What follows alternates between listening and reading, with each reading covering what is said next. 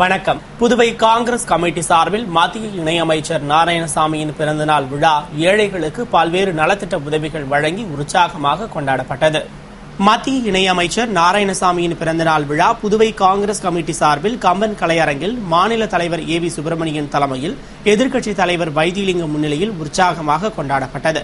செயலாளர் கருணாநிதி வரவேற்று பேசிய விழாவில் 2000 பேருக்கு இலவச வேட்டி சேலை, ஆதரவற்ற விதவை பெண்களுக்கு தையல் இயந்திரம், சலவை பெட்டி மற்றும் 2000 பேருக்கு அன்னதானம் உள்பட பல்வேறு நலத்திட்ட உதவிகள் இனிப்பு வழங்கி கோலாகலமாக கொண்டாடப்பட்டது.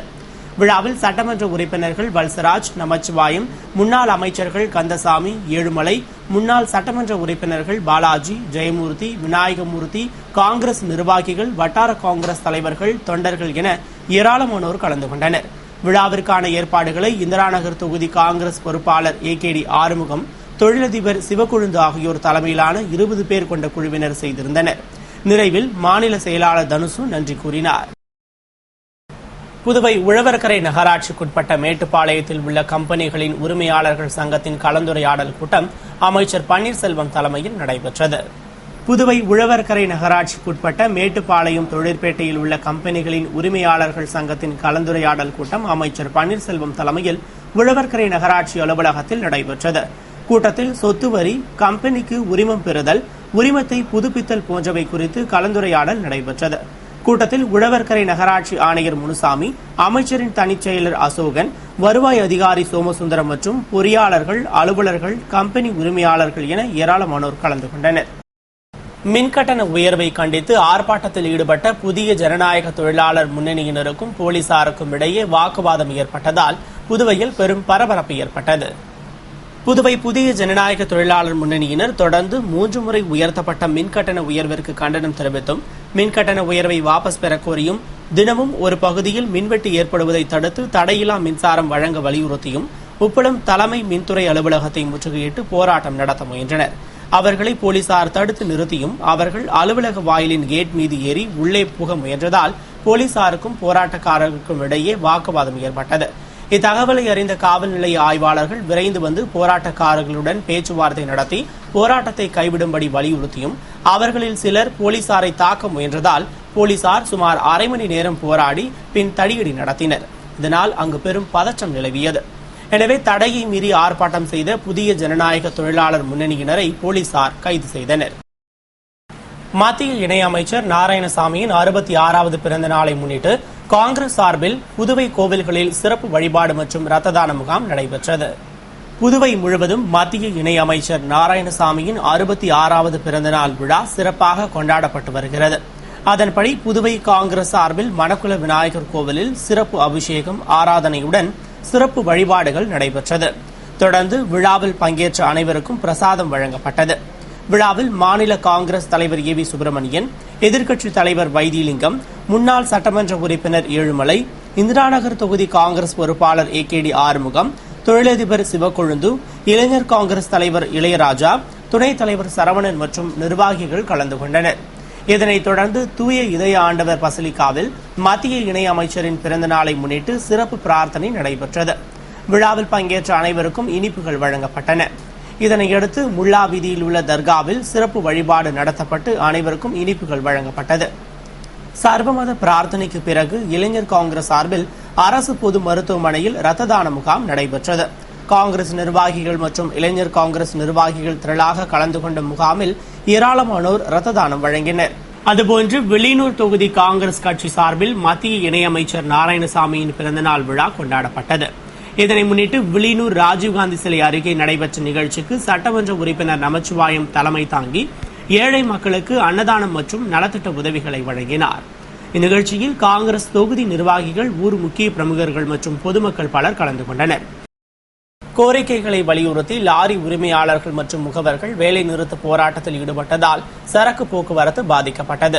புதுவை சரக்கு லாரிகள் தமிழக எல்லைக்குட்பட்ட பட்டானூர் பகுதியில் நிறுத்தி வைக்கப்பட்டு வருவதால் பலவிதமான இன்னல்களை சந்தித்து வருவதாகவும், எனவே மேட்டுப்பாளையம் கனரக ஊர்தி முனையத்தில் இடம் கேட்டு லாரி உரிமையாளர்கள் மற்றும் முகவர்கள் பலமுறை முதல்வரை சந்தித்து மனு அளித்ததாகவும், ஆனால் இதுவரை கோரிக்கை நிறைவேற்றப்படாததால் கோரிக்கையை வலியுறுத்தி லாரி உரிமையாளர்கள், முகவர்கள் வேலைநிறுத்த போராட்டத்தில் ஈடுபட்டனர். இதனால் புதுவையில் 1000 லாரிகள் இயக்கப்படவில்லை. மேலும் 100க்கும் மேற்பட்ட சரக்கு லாரிகள் இயங்காததால் சரக்கு போக்குவரத்து முடங்கியது. மேலும் லோடு மேன்கள், வியாபாரிகள் பாதிக்கப்பட்டனர். லாரியின் வேலைநிறுத்த போராட்டத்தை முன்னிட்டு மேட்டுப்பாளையம் போக்குவரத்து நகரில் பலத்த போலீஸ் பாதுகாப்பு போடப்பட்டது. மேற்கொண்டு அடிப்படை வசதிகளும் பாதுகாப்பு இல்லாத சூழ்நிலையும் போக்குவரத்து நகரத்தில் இருக்கிறதுனால இந்த அடையாள வேலை நிறுத்தலை எதிர்ப்பு மூலியமாக அரசாங்கத்துக்கு தெரிவித்துக் கொள்கிறோம். அவர்களை பல தடவை சந்தித்து விட்டோம். இடம் தருகிறோம் என்று சொல்கிறார்கள். இதுவரைக்கும் தரவில்லை. இந்த இடத்தை எங்களுக்கு தருமாறு கேட்டுக்கொள்கிறோம். புதுவை கொம்பாக்கம் சபரியம்மாள் கலைப்பள்ளியில் நடைபெற்ற முப்பெரும் விழாவில் சிறப்பு விருந்தினராக திராவிட முன்னேற்றக் கழக மாநில அமைப்பாளர் MA சுப்பிரமணியன் பங்கேற்று இசைத்துறையில் சாதனை படைத்தவர்களுக்கு விருதுகள் வழங்கி பாராட்டினார். புதுவை கொம்பாக்கத்தில் உள்ள சபரியம்மாள் கலைப்பள்ளியில் கோடைக்கால கலைப்பயிற்சி நிறைவு விழா, ஓராண்டு இலவச கலைப்பயிற்சி துவக்க விழா, வீணை இசையில் உலக சாதனை நிகழ்த்தியவர்களுக்கும் அதில் பங்கு கொண்ட தாள வாத்திய கலைஞர்களுக்கும் பாராட்டு விழா ஆகிய முப்பெரும் விழா நடைபெற்றது. கலைப்பள்ளி நிறுவனர் ஜனார்த்தனன் வரவேற்று பேசிய விழாவில் சிறப்பு விருந்தினராக திராவிட முன்னேற்றக் கழக மாநில அமைப்பாளர் MA சுப்பிரமணியன் பங்கேற்று இசைத்துறையில் சாதித்த கலைஞர்களுக்கு லயரத்ன தனமணி மற்றும் வாத்திய ரத்ன சிரோன்மணி எனும் விருதுகளை வழங்கி பாராட்டினார். தொடர்ந்து சிறப்பு அழைப்பாளர்களாக கலந்து கொண்ட முனைவர் கோபால், கலைமாமணி பொன் சண்முகம், கருணாநிதி, ராமன் ஆகியோர் வாழ்த்துரை வழங்கிட நிறைவில் ஓவிய ஆசிரியர் ஜெயராஜ் நன்றி கூறினார். புதுவை அரியாங்குப்பம் காங்கிரஸ் சார்பில் மத்திய இணையமைச்சர் நாராயணசாமியின் பிறந்தநாள் விழா நலத்திட்ட உதவிகள் வழங்கி வெகு விமரிசையாக கொண்டாடப்பட்டது. புதுவை அரியாங்குப்பம் காங்கிரஸ் சார்பில் மத்திய இணையமைச்சர் நாராயணசாமியின் பிறந்தநாள் விழா வெகு விமரிசையாக கொண்டாடப்பட்டது. அதன்படி மாநில காங்கிரஸ் தலைவர் விநாயகமூர்த்தி தலைமையில் வட்டார காங்கிரஸ் தலைவர் சங்கர் மற்றும் நிர்வாகிகள் முன்னிலையில் பேபிசாரா இல்லம், ஜாய் ஹோம் ஆகிய ஆதரவற்றோர் இல்லங்களில் கேக் வெட்டி சிறப்பாக கொண்டாடப்பட்டு அனைவருக்கும் விருந்து வழங்கப்பட்டது. அதுபோன்று வீராம்பட்டினம் செங்கழுநீர் அம்மன் கோவிலில் காங்கிரஸ் மீனவரணி தலைவர் காங்கேயன் தலைமையில் வட்டார காங்கிரஸ் துணைத் தலைவர்கள் சந்திரன், அசோக்ராஜ் மற்றும் நிர்வாகிகள் முன்னிலையில் சிறப்பு அபிஷேகமும் ஆராதனையும் நடத்தப்பட்டு பிரசாதம் வழங்கப்பட்டது. மேலும் அரியாங்குப்பம் இளைஞர் காங்கிரஸ் பொறுப்பாளர் வசந்தராஜ் தலைமையில் மத்திய இணையமைச்சர் பிறந்த நாளை கொண்டாடும் விதமாக பட்டாசு வெடித்து 1000 பேருக்கு இனிப்புகள் வழங்கப்பட்டன. விழாவில் கார்த்தி, செந்தில், முருகன் உள்ளிட்ட நிர்வாகிகள் கலந்து கொண்டனர். அதுபோன்று அரியாங்குப்பம் பிரம்மன் சிலை அருகே முன்னாள் சட்டமன்ற உறுப்பினர் ஜெயமூர்த்தி தலைமையில் மத்திய இணையமைச்சர் நாராயணசாமியின் பிறந்தநாள் விழா கொண்டாடப்பட்டது. இதில் சிறப்பு விருந்தினராக முன்னாள் அமைச்சர் கந்தசாமி பங்கேற்று ஏழை எளிய மக்களுக்கு நோட்டு புத்தகங்கள், பொதுமக்களுக்கு தென்னங்கன்றும் அன்னதானமும் வழங்கினார். இந்நிகழ்ச்சிக்கான ஏற்பாட்டினை காங்கிரஸ் பிரமுகர் பிருத்திவிராஜ் செய்திருந்தார். அதுபோன்று ஏம்பலம் தொகுதி காங்கிரஸ் சார்பில் கரிக்கலாம்பாக்கத்தில் நடைபெற்ற விழாவில் இளைஞர் காங்கிரஸ் முன்னாள் தலைவர் குமரேஸ்வரன் தலைமையில் அன்னதான விழா நடைபெற்றது. விழாவில் முன்னாள் அமைச்சர் கந்தசாமி, பொதுச் செயலாளர் ராதாகிருஷ்ணன், முன்னாள் சட்டமன்ற உறுப்பினர் நீலகங்காதரன், வட்டார தலைவர் சாமிதுரை, காங்கிரஸ் பிரமுகர் தியாகராஜன் உள்பட பலர் கலந்து கொண்டு சிறப்பித்தனர். புதுவை அரியாங்குப்பம் அரசு உயர்நிலைப் பள்ளியில் ஜவஹர் சிறுவர் சிறு இல்லம் சார்பில் நடைபெற்ற கோடை கொண்டாட்டம் நிறைவு விழாவில் சபாநாயகர் சபாபதி பரிசுகள் வழங்கி பாராட்டினார். புதுவை அரியாங்குப்பம் அரசு உயர்நிலைப் பள்ளியில் ஜவஹர் சிறுவர் இல்லம் சார்பில் கோடை கொண்டாட்டம் நிறைவு விழா புலவர் பட்டாபிராமன் தலைமையில் பொறுப்பாளர்கள் முன்னிலையில் நடைபெற்றது. பொறுப்பாளர் லூயிசியன் தேவராசு வரவேற்று பேசிய விழாவில் தலைமை ஆசிரியர் ரகுராமன் நோக்க உரையினையும் சமூக சேவகர் தட்சிணாமூர்த்தி பாராட்டு உரையினையும் வழங்கினர். விழாவில் சிறப்பு விருந்தினராக சபாநாயகர் சபாபதி பங்கேற்று மாணவர்களுக்கு பரிசுகள் வழங்கி பாராட்டினார். தொடர்ந்து தொழிலதிபர் கமலஜோதி ஆசிரியர்களுக்கு நினைவு பரிசினை வழங்கிட தொழிலதிபர் கல்யாணசுந்தரம் ஓவியம் மற்றும் கைவினைப் பொருட்கள் கண்காட்சியை திறந்து வைத்து சிறப்புரையாற்றினார். மாணவர்கள், பயிற்றுநர்கள் மற்றும் பொறுப்பாளர்கள் கலந்து கொண்ட விழாவில் பயிற்றுநர் வெங்கடேசன் நன்றி கூற கலை நிகழ்ச்சிகளுடன் விழா நிறைவு பெற்றது. புதுவையில் ஜிப்மர் நுழைவுத் தேர்வு வரும் ஜூன் 2ஆம் தேதி 11 மையங்களில் நடைபெறுகிறது. புதுவை கோரிமேடு ஜிப்மர் மருத்துவக் கல்லூரியில் MBBS படிக்க நாடு முழுவதிலும் உள்ள மாணவர்கள் ஆர்வம் காட்டி வருகின்றனர். இதில் உள்ள மொத்தம் 150 இடங்களில் புதுவைக்கு 40 இடங்கள் ஒதுக்கப்பட்டுள்ளன. அதன்படி இந்த கல்வியாண்டிற்கான நுழைவுத் தேர்வு வரும் ஜூன் 2ஆம் தேதி நடைபெறுகிறது. இத்தேர்விற்காக கடந்த மார்ச் மாதம் 25ஆம் தேதி முதல் மே 4ஆம் தேதி வரை விண்ணப்பங்கள் பெறப்பட்டு தேர்வு அனுமதி சீட்டு கடந்த 15ஆம் தேதி விநியோகிக்கப்பட்டது.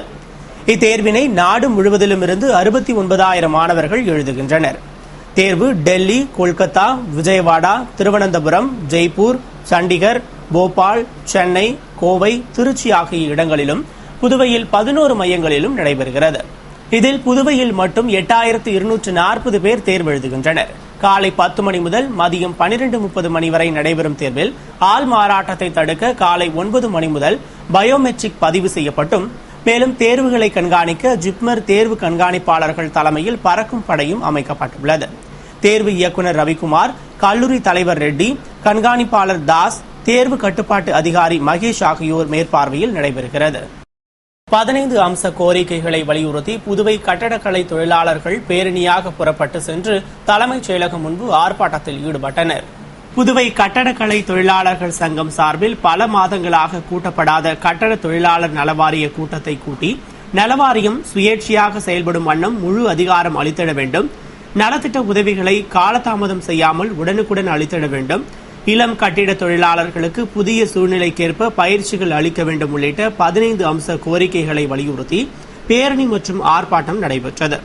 போராட்டத்தில் கட்டிட தொழிலாளர்கள் திரளாக கலந்து கொண்டு ராஜா திரையரங்கம் அருகிலிருந்து ஊர்வலமாக புறப்பட்டு சென்று தலைமைச் செயலகம் முன்பு கோரிக்கைகளை வலியுறுத்தி கோஷமிட்டு ஆர்ப்பாட்டம் செய்தனர். கொல்கத்தா அருகே வங்கக்கடலில் உருவான புயல் சின்னம் காரணமாக புதுவை துறைமுகத்தில் 1ஆம் எண் புயல் எச்சரிக்கை கூண்டு ஏற்றப்பட்டுள்ளது. வங்கக்கடலின் சென்னைக்கு தென்கிழக்கே கடந்த சில தினங்களுக்கு முன்பு குறைந்த காற்றழுத்த தாழ்வு நிலை உருவானது. இது வடமேற்கு திசையில் நகரும் என்றும் இதன் காரணமாக புதுவை மற்றும் தமிழகத்தில் மழை பெய்யக்கூடும் என்றும் எதிர்பார்க்கப்பட்ட நிலையில் அது மியான்மரில் கரையை கடந்த நிலையில் கொல்கத்தாவிற்கு தென்கிழக்கே 130 கிலோமீட்டர் தூரத்தில் புதிய புயல் சின்னம் உருவானது. இது வங்கக்கடலின் பெரும்பாலான பகுதியில் பரவியதால் சென்னை, கடலூர், நாகப்பட்டினம் ஆகிய துறைமுகங்களில் 1ஆம் எண் புயல் எச்சரிக்கை கூண்டு ஏற்ற உத்தரவிடப்பட்டது. அதன்படி புதுவை துறைமுகத்திலும் 1ஆம் எண் எச்சரிக்கை கூண்டு ஏற்றப்பட்டுள்ளது. இந்த புயல் சின்னம் வடக்கு மற்றும் வடகிழக்கு திசையில் நகர்ந்து வங்காளதேச கடற்கரையில் காற்றழுத்த தாழ்வு மண்டலமாக கரையை கடந்துள்ளது. இதனால் தமிழகம் மற்றும் புதுவையில் மழை பெய்ய வாய்ப்பு குறைந்தாலும் வெப்பசலனம் காரணமாக ஒரு சில இடங்களில் மழை பெய்ய வாய்ப்புள்ளதாக வானிலை ஆய்வு மையம் தெரிவித்துள்ளது. இத்துடன் செய்திகள் நிறைவடைந்தன. வணக்கம்.